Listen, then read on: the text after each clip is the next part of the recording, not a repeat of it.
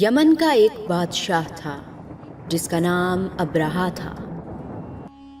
جب اس نے اللہ کے گھر کو مٹانا چاہا تو اللہ پاک نے اپنے گھر کی حفاظت کے لیے اس کے بڑے سے بڑے لشکر کو کیوں چھوٹے چھوٹے پرندوں سے نیست و نابود کر دیا کہ اللہ یہ بتانا چاہتا تھا کہ اللہ کا یہ گھر، مسلمانوں کا یہ گھر لا وارث نہیں ہے، اس کا مالک میں موجود ہوں۔ اور شاید تبھی آج اس کائنات، زمین اور سمندر میں انسان نے جو فساد برپا کیا ہے اور انسان نے نفرت، حسد، لالچ، نفسانی خواہشات اور بے حیائی کے ساتھ اپنے رب کے ساتھ جو کھیل کھیلا ہوا ہے، تو جیسے ابرہہ کا بڑا لشکر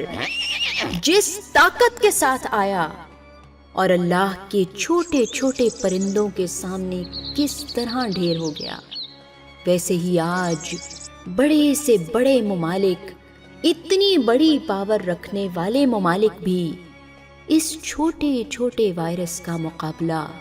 نہیں کر پا رہے۔ شاید اللہ پاک ہم سے ناراض ہے اور وہ یہ بتانا چاہتا ہے کہ جیسے اس دور میں کعبہ لاوارث نہیں تھا، آج بھی اللہ کے اس گھر کو لاوارث نہیں سمجھنا چاہیے۔ اس کا مالک اللہ موجود ہے، اس سے بڑا طاقت والا عظیم کوئی نہیں۔ ہم سب اللہ کو بھول گئے ہیں۔ اے اللہ کے بندو، آج ہی ہم اپنے نفس کی اصلاح کر کے اپنے رب سے معافی مانگنا شروع کر دیں اور اپنے آپ سے عہد کریں